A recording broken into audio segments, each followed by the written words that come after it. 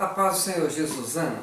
Hoje nós vamos encerrar o assunto da lei de Moisés e ao final eu vou responder objetivamente por que nós nos sentimos livres para comer carne de porco, frutos do mar e não observar ali aqueles limites em relação a animais puros e impuros definidos no livro de Levítico, no capítulo de número 11.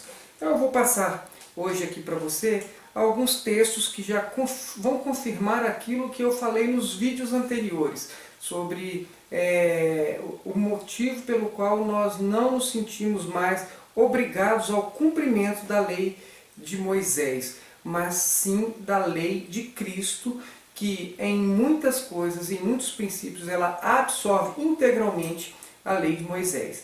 Bom, no Evangelho segundo Lucas, no capítulo de número 16, o verso 16, você tem aqui projetado aqui, e ele diz o seguinte, que a lei e os profetas, elas profetizaram até João. Em outra versão diz que elas duraram até João. Desse tempo em diante, já estão sendo pregadas as boas novas do reino de Deus.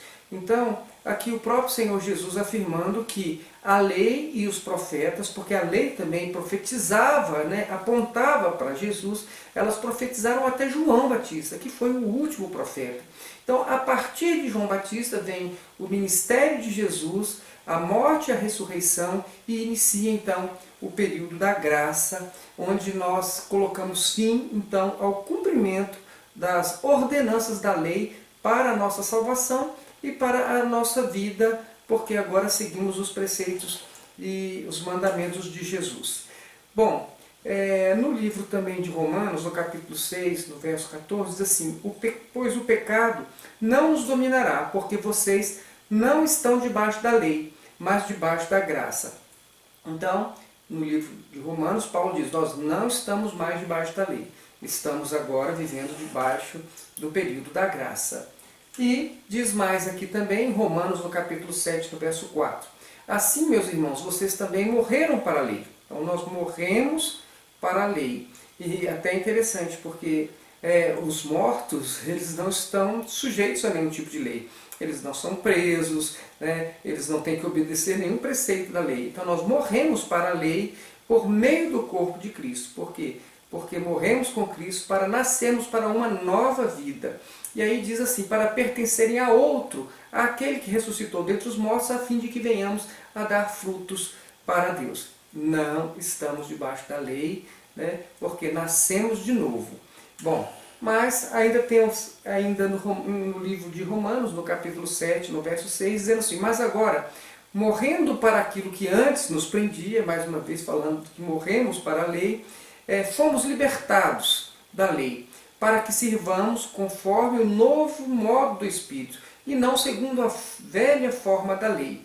Então, só para confirmar, nós vamos ver aqui mais alguns textos, Romanos, ainda em Romanos, no capítulo 10, no verso 4, assim, porque o fim da lei é Cristo, para a justificação de todo aquele que crê.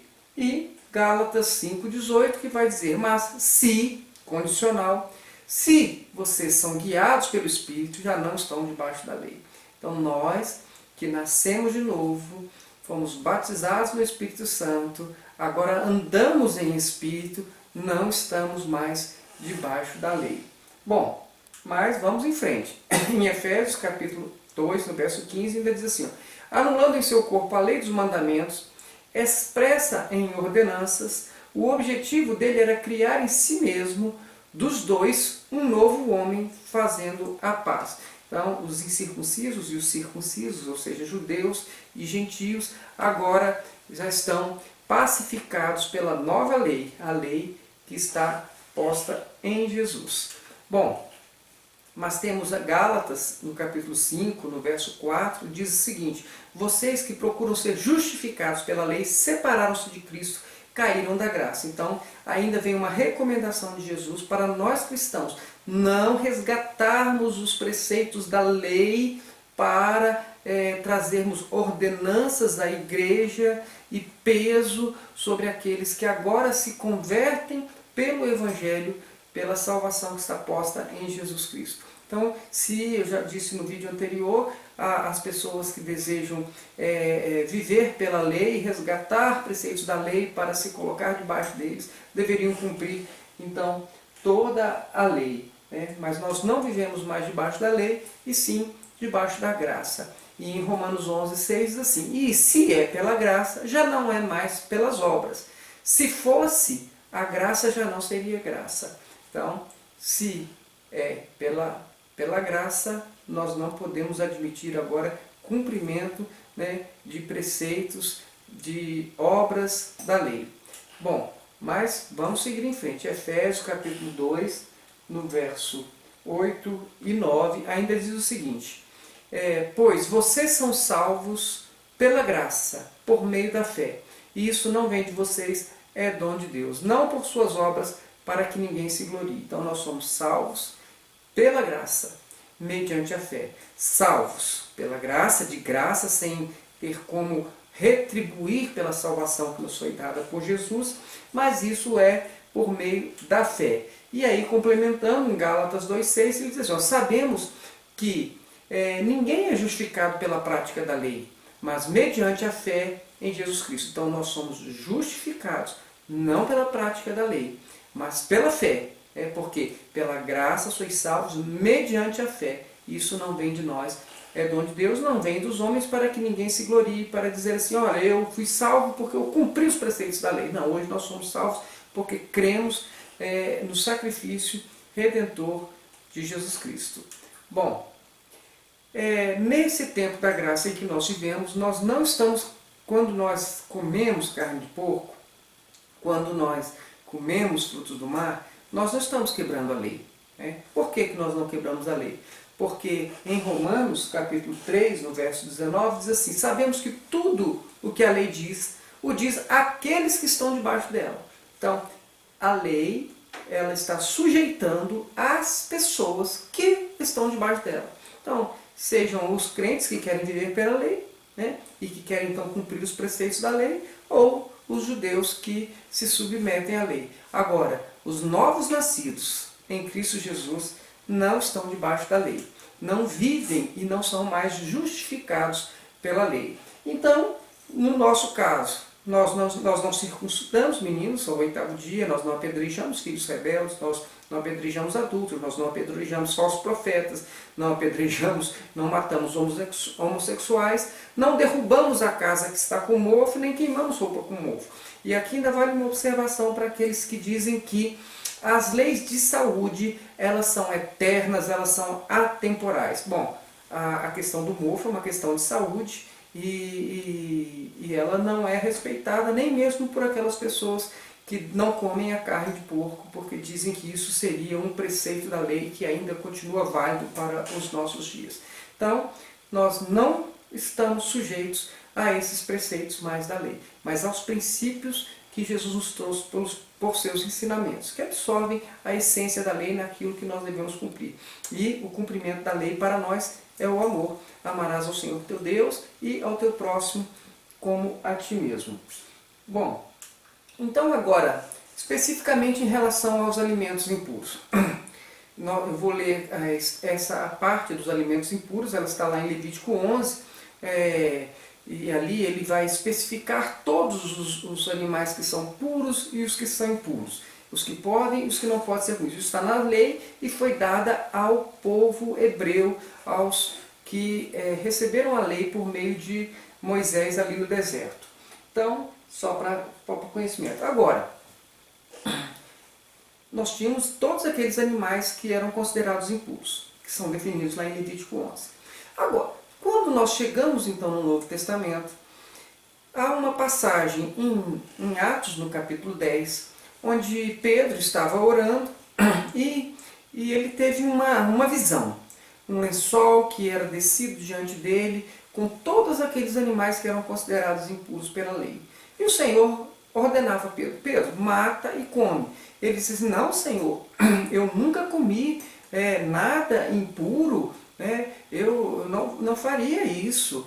E o Senhor diz assim para ele: não chame de impuro aquilo que Deus purificou. E isso se repetiu 3 vezes. Então, vou repetir aqui para você. O Senhor disse a Pedro: Depois que dá aquela visão em relação àqueles alimentos que eram considerados impuros. Ele disse assim, ó, você não considera impuro aquilo que Deus purificou. Tem um contexto? Tem. Pedro estava prestes a se dirigir à casa de Cornélio, um gentio, onde ali eles seriam também recebidos e incluídos na salvação, né, de Jesus, e a salvação então estaria se estendendo aos gentios, aqueles que para os próprios judeus eram considerados impuros. Tem esse contexto, de fato, tem o contexto. Mas olha só a representação que Deus faz em relação aos animais que são trazidos naquele lençol, e a advertência do Senhor é a seguinte, olha, aquilo que Deus purificou, não considere, não chame de impuro. Pois bem, então, vamos então lembrar que o Senhor Jesus declarou puros todos os alimentos. Já explicamos porque a lei, o fim dela era Cristo, porque a lei, aquilo que se cumpriu, deixou de ser exigido, né, de nós. E agora então nós vamos ver o próprio Senhor Jesus, fazendo uma declaração em relação especificamente à questão dos alimentos. Em Marcos, no capítulo 7, no verso 19, Jesus assentado à mesa, e ali a mesa de judeus, e por certo também ali não teria alimentos que o Senhor consideraria impuro, e eles levantaram uma questão porque os discípulos eles estavam comendo sem lavar as mãos, que fazia parte da tradição ali dos judeus. E o Senhor Jesus então vai trazer uma advertência sobre aquilo que contamina o homem. Então Jesus ele diz que aquilo que contamina o homem não é aquilo que entra pela sua boca, mas é aquilo que sai da sua boca, porque do seu coração procedem adultérios, toda sorte de males, etc. Bom, mais uma coisa interessante. Veja só, quando o Senhor Jesus ele faz sobre aquela representação, e ali a questão que eles trouxeram era da purificação, o lavar das mãos, mas Jesus, ele, na hora que ele responde, ele vai além. Ele não fica simplesmente na questão do lavar as mãos. Ele declara limpos todos os alimentos. Ele não declara limpas as mãos que pegam no alimento, mas ele declara limpos os alimentos. Então, ele diz assim, porque não entra em seu coração, né? Quando ele está fazendo aquela... Não entra em seu coração, Marcos 7,19. Não entra em seu coração, mas em seu estômago, sendo depois eliminado. Ao dizer isso, Jesus declarou puros todos os alimentos. Jesus declarou puros todos os alimentos. Agora nós voltamos então à questão de Atos 10, onde o Senhor diz a Pedro, olha, aquilo que o Senhor purificou não trate como impuro. Então, aqui nós temos então a declaração de Jesus sobre puros todos os alimentos. A partir de Jesus, a partir do novo nascimento, a partir da quebra desse vínculo da igreja de Jesus com a lei, nós não estamos mais sujeitos à ordenança em relação àquilo que é puro ou que é impuro na questão de alimentos. Bom, mas vamos seguir um pouquinho mais para frente e vamos ficar então aqui com uma orientação final de Paulo para nós. Ele diz assim, lá em Romanos capítulo 14, no verso 1 ao 3, ele diz, um crê que pode comer de tudo.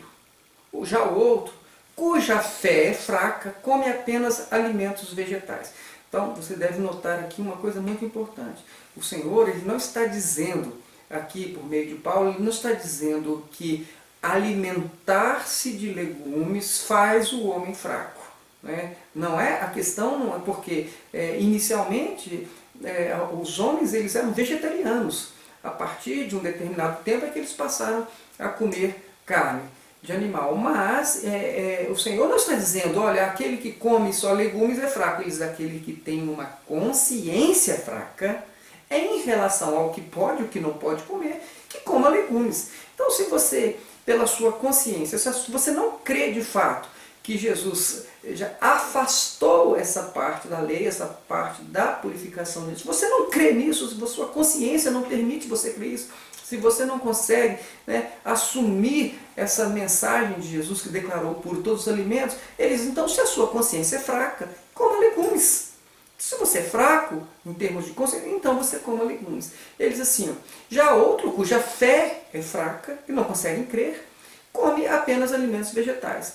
Aquele que come de tudo não deve desprezar o que não come, e aquele que não come de tudo não deve condenar aquele que come. Ou seja, então, para nós é simples assim. Ah, o fulano não come carne de porco. Tudo bem. Ele, se a consciência dele não permite comer carne de porco, agora, não deveria ele afirmar que nós estaríamos fazendo alguma coisa contrária à vontade de Deus porque comemos. Comemos sim, e temos uma consciência muito forte a esse respeito, porque a palavra de Deus, ela nos dá total segurança de que o fim da lei é Cristo, que a lei é sombra, que a lei era o aio, e que hoje nós seguimos e cumprimos a lei do amor, que foi aposta por Jesus, onde substitui todos os preceitos, agrega a essência da lei pelos seus ensinamentos. Então nós cumprimos a lei pelos ensinamentos de Jesus e fazemos isso com total tranquilidade, confiança e a força da fé. Para encerrar, no colégio apostólico, quando alguns judeus que queriam levar a circuncisão para a igreja, dizendo, eles saíram de Jerusalém, desceram para Antioquia, chegaram lá, encontraram e Paulo, discutiram com eles. Paulo foi então a Jerusalém, reuniu o colégio apostólico, Tiago deu um parecer e no final o Espírito Santo deu a seguinte orientação para a igreja. Então, o Espírito Santo deu esta orientação para mim e para você, que somos cristãos, que somos igreja de Jesus. Ele diz assim, e esta mensagem ela é confirmada em Atos, no capítulo 21, no verso 25. Quanto aos gentios convertidos, eu e você, já lhes escrevemos a nossa decisão de que eles devem abster-se de comida sacrificada aos ídolos, do sangue, da carne de animais estrangulados e da imoralidade sexual. Então, e a circuncisão? E os preceitos da lei? Então nós ficamos liberados por uma decisão do colégio apostólico. Aqueles que foram os formadores da igreja, que trouxeram a doutrina para a igreja, eles disseram para nós gentios, o que nos cumpre? Abstermos da carne sacrificada aos ídolos, do sangue, da carne de animais estrangulados e da imoralidade sexual. Bom, essa é a orientação do Senhor para mim e para você. Então, se a sua consciência é forte, pode comer a carne de porco, ela não vai lhe fazer mal nenhum, apenas prepare adequadamente.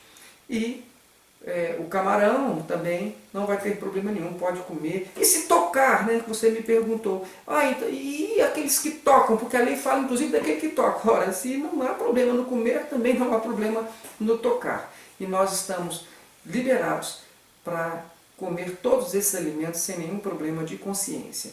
Eu espero ter ajudado. Fica na paz do Senhor Jesus e até a próxima pergunta.